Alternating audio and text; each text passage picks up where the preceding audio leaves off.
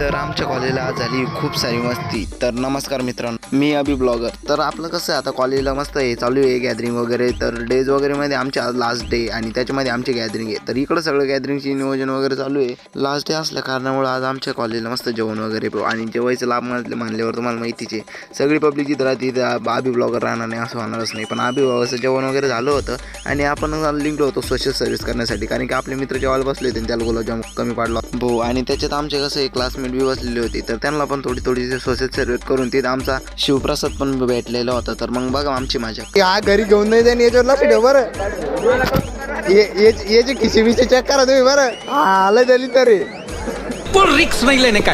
याची खिशी आणि थोडीशी मजाक मस्ती करणे हे आपला गुणधर्म आहे, कारण की अभि ब्लॉगर म्हणल्यावर मजाक मस्ती राहणार नाही असं कधी वाटच नाही. आणि त्याच्यामध्ये गोकुळ साना पण ती मस्त जेवायला बसले होते.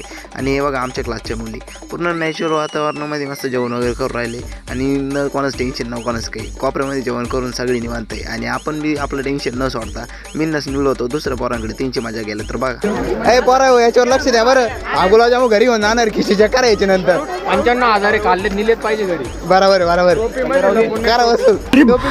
खतरनाक लोक आहे. आणि याच्या आधी मी फक्त प्लेटमध्ये गुलाबजामुन बघितले होते भाऊ, पण याच्यानंतर मी आता गुलाबजामुन ग्लासमध्ये पण बघायला भेटले.